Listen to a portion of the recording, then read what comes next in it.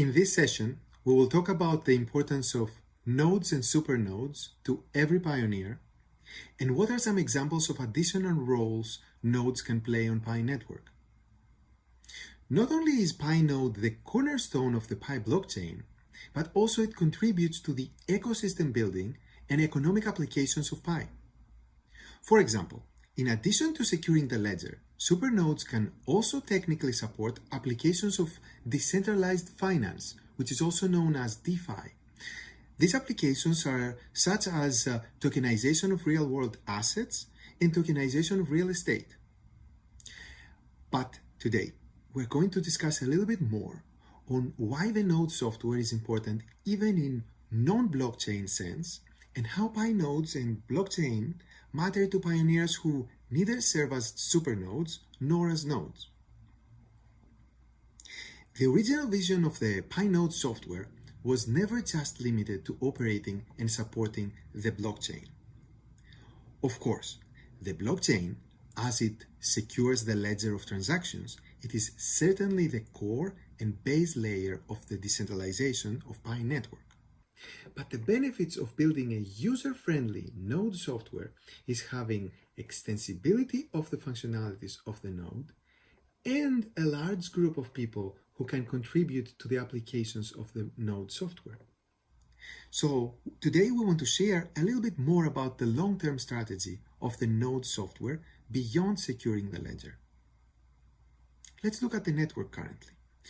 We have over 200,000 pioneers who downloaded and installed the Pi node software, and there are over 60,000 nodes active every day, out of which 40,000 appear to be actively managed, for example, updating to the latest version all the time. A portion of these nodes will become supernodes, depending on the selection process based on the hardware operating systems, network performance, and various metrics we have. But what is the core team's plan for the people who are running the Pi node software who are not necessarily supernodes or nodes responsible for maintaining the ledger? Actually, we have great expectations for them, and we are open to any suggestions that build on top of our thoughts. First of all, the desktop Pi application serves as a redundant interface for the mobile application interface. Not only does it provide desktop or laptop accessibility to the mobile application functionalities, for example, the chats, mining status, future uses of Pi applications, but it also serves as one important step to decentralization in regard to the centralized points of mobile apps stores. App stores have been one point of centralization in the Pi network ecosystem all along. Given the controversy about cryptocurrencies, app stores are particularly strict in reviewing applications related to cryptocurrencies. And we experienced their centralized control over the last couple of years while we were developing Pi network. For example, our mobile application had to go through very rigorous review cycles before it gets approved and later on to stay live. And we also saw other legitimate applications sometimes getting completely delisted from app stores for various reasons. We hope this will never happen to Pi, but shall the app stores decide to remove our application from their stores for any reason, the node software will be our backup plan to still maintain the functionalities, the community, and the organization of the network. By having our node software that contains the Pi application component, we de-risk the possibility of any potential failure in centralized app stores. Okay, apart from maintaining and securing the Pi blockchain, nodes can also allow individuals to share computing resources and get compensated for it.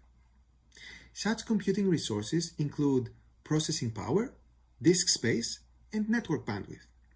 Note that these are not our immediate plans, but they are all possibilities that will come further down the line. Let's look at these use cases one at a time. Disk space. Think of it as a decentralized encrypted Dropbox that allows people to get compensated for securely storing files. Its implementation can be similar to BitTorrent in the notion that files will be stored in a decentralized network of nodes, while at the same time, Pi can have staking mechanisms that can make sure that all files stored on the Pi network are fully licensed. For example, if a file is found to be infringing someone's rights, the file's uploader could lose their stake. To put this in perspective, as a use case, the core team pays thousands of dollars every month to Amazon AWS for storing the Pi node software files so that pioneers can download them and install the Pi node. In the same manner, other websites and applications do the same. So instead of these websites paying Amazon, they could be paying that cost to pioneers, using Pi of course, thus creating a passive income opportunity to Pi node operators. Let's look at network bandwidth. This use case is also known as Content Delivery Networks, CDNs, and it is how the internet is able to scale today. For example, the Pi application, like any other app or website on the internet, contains both graphics, images, videos, and media, and it needs to ask the server individualized questions. For example, what is my Pi balance right now? So while the individualized questions must reach a Pi database to be answered, the vast majority of the graphics and media are the same for all members and can be actually answered by a decentralized server near that person. So, for example, when a pioneer in Paris opens her app, the Pi logo comes to her from a server in Paris operated by our CDN provider, while her balance comes from Pi's database in San Francisco. This process helps speed up the application tremendously because the majority of the data can be delivered fast from a nearby data center or computer, and they don't need to travel long distances through the Pacific Ocean. And that's something that all major apps on the internet do. They use CDN to deliver their content. Once again, to put this in perspective, the core team spends thousands of dollars a month to our CDN providers. But for Pi network, with a distributed node network, there should be no need for such an intermediary CDN when there's tens of thousands of pioneer nodes in every corner of the world.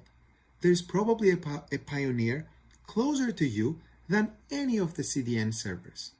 There may be one in the same building that you are right now. What if Pi nodes could utilize their unused network bandwidth to function as a decentralized CDN? If we were able to create such a CDN marketplace for pioneers, they could be receiving additional passive income for operating their nodes. Let's look at processing power. Every computer has one or more processors. These are called CPUs. And those CPUs are mostly unused during the day and completely unused during the night when the person is sleeping. Think of your processor more like your car. It is mostly sitting in your parking lot waiting for you to use it when you need it.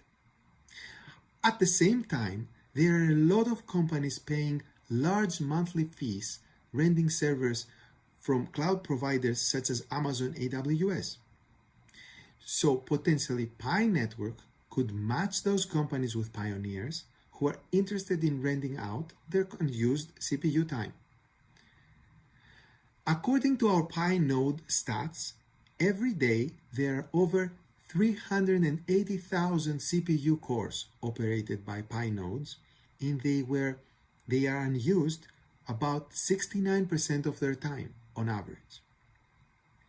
Well, the good thing about sharing computing resources is that everyone could potentially participate in sharing them, even on a part-time basis.